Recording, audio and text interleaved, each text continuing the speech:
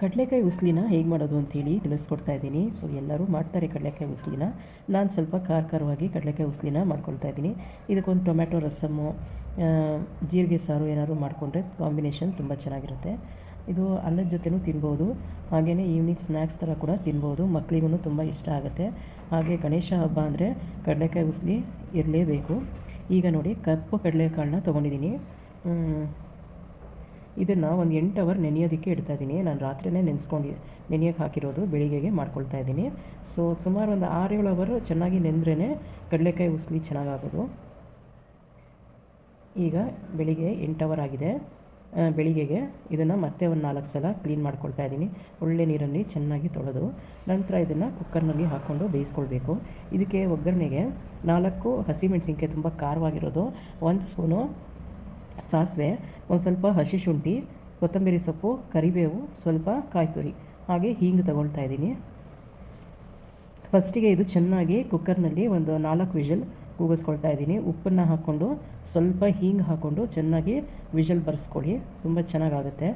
ಈ ಕಡಲೆಕಾಳು ಒಬ್ಬೊಬ್ಬರಿಗೆ ತುಂಬ ವಾಯು ಆಗುತ್ತೆ, ಹಾಗಾಗಿ ಗ್ಯಾಸ್ ಟ್ರಬಲ್ ಇರೋರು ಈ ಥರ ಹೀಂಗನ್ನ ಸ್ವಲ್ಪ ಹಾಕ್ಕೊಂಡೇ ಬೇಯಿಸ್ಕೊಂಡ್ಬಿಡಿ, ತುಂಬ ಚೆನ್ನಾಗಾಗುತ್ತೆ. ನೋಡಿ, ನಾನು ಇಷ್ಟು ದಿವಸ ಮಾಡಿರೋದು 200 ಅಡುಗೆ ವಿಡಿಯೋಗಳು ಆಗಿದೆ. ಅದ್ರದ್ದು ಡಿಸ್ಕ್ರಿಪ್ಷನ್ ಬಾಕ್ಸ್ನಲ್ಲಿ ಲಿಂಕನ್ನ ಹಾಕ್ತಾಯಿದ್ದೀನಿ. ಸೊ ನೋಡಿ ಯಾವುದೆಲ್ಲ ಅಡುಗೆಗಳು ಮಾಡಿದ್ದೀನಿ ಅಂತ ಹೇಳಿ.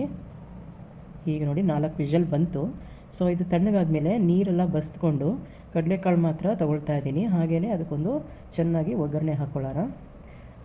ಈಗ ನೋಡಿ, ಫಸ್ಟಿಗೆ ಫ್ರೈ ಪ್ಯಾನ್ನಲ್ಲಿ ಸ್ವಲ್ಪ ಒಂದು 3 ಸ್ಪೂನಷ್ಟು ಎಣ್ಣೆನ ಹಾಕ್ಕೊಂಡಿದ್ದೀನಿ. ಯಾವುದಾದ್ರೂ ಕುಕ್ಕಿಂಗ್ ಆಯಿಲ್ ಆಗುತ್ತೆ. ಇವಾಗ ಒಗ್ಗರಣೆದು ಸಾಸಿವೆ, ಹಸಿ ಶುಂಠಿ, ಹಸಿಮೆಣಸಿನ್ಕಾಯಿ, ಕರಿಬೇವು, ಹಸಿಮೆಣಸಿನ್ಕಾಯಿ ಇದಿಷ್ಟನ್ನು ಹಾಕ್ಕೊಂಡಿದ್ದೀನಿ. ಸ್ವಲ್ಪ ಹೀಂಗು ಕೂಡ ಹಾಕ್ಕೊಳ್ಳಿ, ಚೆನ್ನಾಗಿರುತ್ತೆ. ಈಗ ನೋಡಿ, ಚೆನ್ನಾಗಿ ಬೆಂದಿದೆ ಕಡಲೆಕಾಳು. ಇವಾಗ ನೀರೆಲ್ಲ ಬಸ್ಬಿಟ್ಟು ಒಂದು ಕಡೆ ಸೈಡ್ಗೆ ಇಟ್ಕೊಳ್ತಾ ಇದ್ದೀನಿ. ಹಾಗೆ ಬಿಸಿ ಬಿಸಿ ಇರುವಾಗಲೇ ಒಗ್ಗರಣೆ ಮಾಡ್ಕೊಂಡಿದ್ನಲ್ಲ ಅದಕ್ಕೆ ಹಾಕ್ಕೊಂಡ್ಬಿಡಿ. ಮಕ್ಳಿಗಂತೂ ತುಂಬಾ ಇಷ್ಟ. ಈ ಯಾವಾಗಲೂ ಈ ಕುರ್ಕುರೆ, ಲೇಸು ಅದನ್ನೆಲ್ಲ ತಂದುಕೊಡೋ ಬದಲು ಈ ಥರ ಒಂದು ಕಡಲೆಕಾಳು ಉಸ್ಲಿ, ಆಮೇಲೆ ಬೇರೆ ಯಾವ್ದಾದ್ರು ಈ ಥರನೇ ಉಸ್ಲಿ ಮಾಡ್ಕೊಂಡು ಕೊಡಿ, ಮಕ್ಳಿಗೆ ತುಂಬ ಇಷ್ಟ ಆಗುತ್ತೆ. ಈಗ ನೋಡಿ, ಇದಕ್ಕೆ ಕೊತ್ತಂಬರಿ ಸೊಪ್ಪು ಕೂಡ ಹಾಕ್ಕೊಂಡಿದ್ದೀನಿ ಲಾಸ್ಟ್ನಲ್ಲಿ.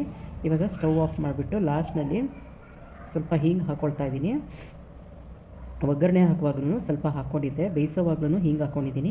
ಇವಾಗ ಸ್ವಲ್ಪ ಹಾಕ್ಕೊಳ್ತಾ ಇದ್ದೀನಿ. ಜಾಸ್ತಿ ಹಿಂಗೆ ಹಾಕ್ಕೋಬೇಡಿ, ಕಹಿ ಆಗೋಗ್ಬಿಡುತ್ತೆ. ಈಗ ಒಂದು ಅರ್ಧ ಹೋಳು ಲಿಂಬೆಹಣ್ಣಿನ ರಸ ಹಾಕ್ಕೊಂಡಿದ್ದೀನಿ. ನಂತರ ಇದಕ್ಕೆ ಕಾಯಿ ತುರಿ ಹಾಕಿ ಎಲ್ಲವನ್ನು ಚೆನ್ನಾಗಿ ಮಿಕ್ಸ್ ಮಾಡ್ತೀನಿ. ನೋಡಿದ್ನರಲ್ಲ, ಸಿಂಪಲ್ ಆದಂಥ ರೆಸಿಪಿ ಕಡಲೆಕಾಳು ಉಸ್ಲಿ. ಇದು ಕಾಬೂಲ್ ಚೆನ್ನಲ್ಲೂ ಇದೇ ಥರನೇ ಮಾಡಿಕೊಂಡ್ರೆ ಚೆನ್ನಾಗಿರುತ್ತೆ. ನಿಮಗೆ ಈ ವಿಡಿಯೋ ಇಷ್ಟವಾದಲ್ಲಿ ಲೈಕ್, ಶೇರ್, ಕಮೆಂಟ್ ಮತ್ತು ಸಬ್ಸ್ಕ್ರೈಬ್ ಮಾಡೋದನ್ನು ಮರಿಬೇಡಿ ಗೆಳತಿಯರೇ. Thank you so much for watching my cooking videos. Thank you.